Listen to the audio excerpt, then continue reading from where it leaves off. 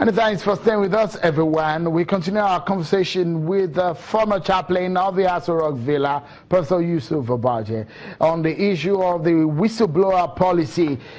I would like to know what your take is on some views. Some people believe that this is a propaganda and orchestrated planting of some of this money, and the agency of government is just going around with some propaganda. Do you think this narrative may be correct?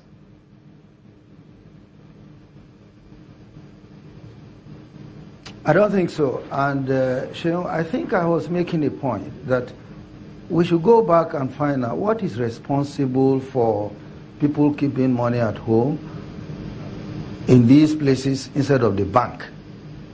There must be a factor responsible for this. Let's tackle that issue. This was not a common experience in the past, but it has become a common experience because of the policy of how much you can withdraw from even your corporate account at a particular time. But let me quickly add this. I want to believe that this whole issue of anti-corruption crusade, as much as I recognize the genuine effort of the present administration, I have argued severally that economic corruption is only one of the 14 types of corruption. And as a matter of fact, economic corruption is a product of other major corruptions that make people to steal public funds. And I think we should go back to the level of redefining what is this corruption after all. Because I am convinced that we are not facing the challenge of corruption in the way we should face it. And that is why every effort we make by each government in power, we tend to find ourselves back in square one. The previous government will be accused of corruption, and after a while, the government in power will then be counter-accused.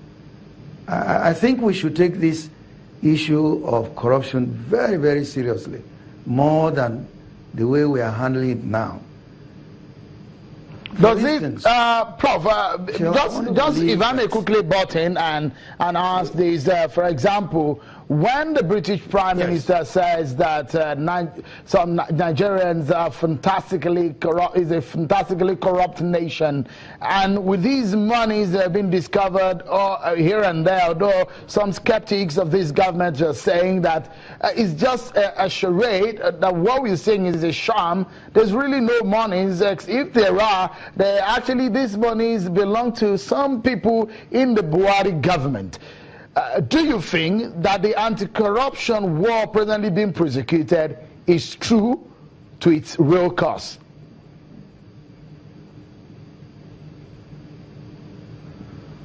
No.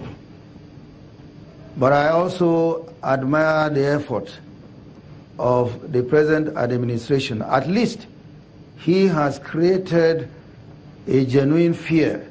But Nigerians have learned a lesson that fear alone will not stop them from doing what they consider appropriate for them to do, even if it's stealing.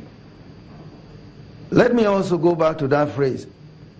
The then Prime Minister said Nigeria is fantastically corrupt.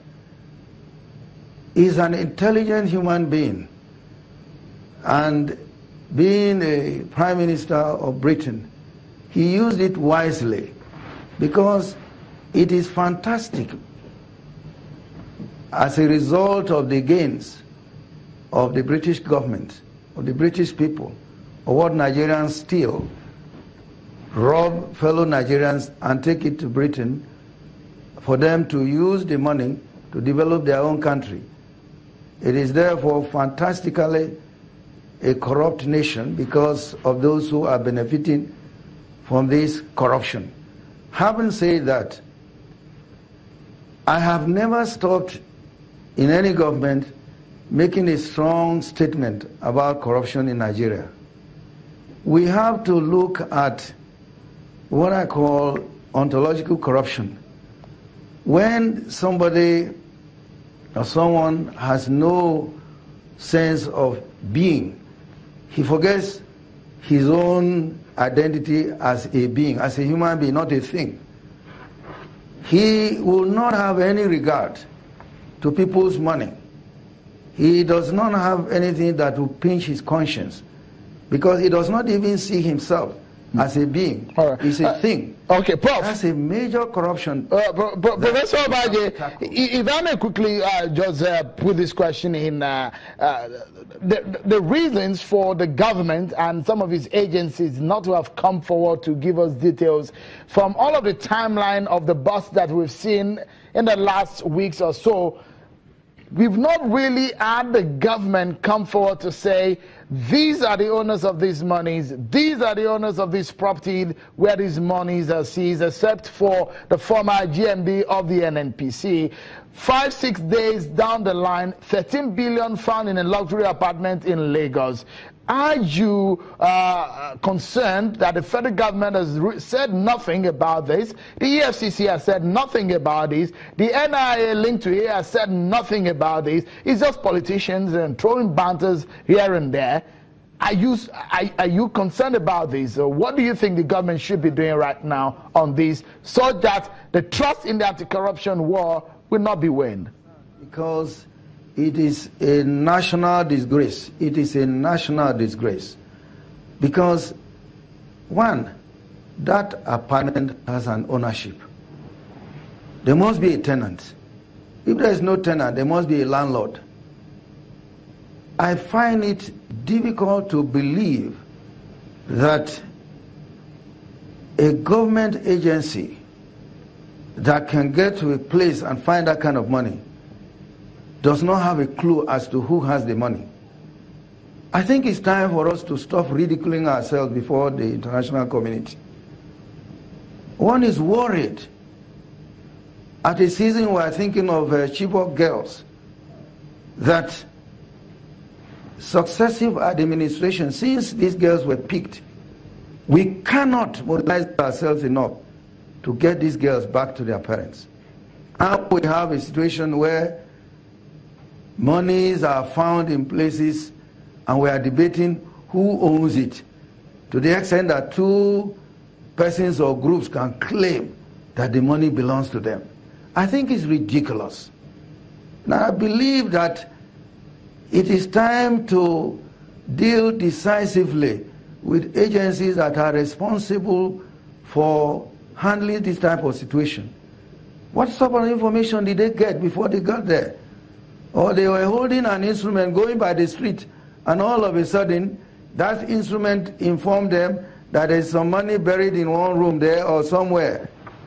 Did they not have any clue before they got there? Why do they want to take our attention from the real issues of poverty and insecurity and underdevelopment to what I consider ridiculous things like not knowing who has that kind of money? Professor Obaje, many thanks. Former chaplain of the Aso Rock, I'm afraid that's how far we can go on the program. Many thanks for your thoughts. As always, we'll always bring you back to discuss more on the state of the nation. And that's our show for tonight. Many thanks for being part of it. On behalf of the team, I'm Sean Wakimale. Bye for now.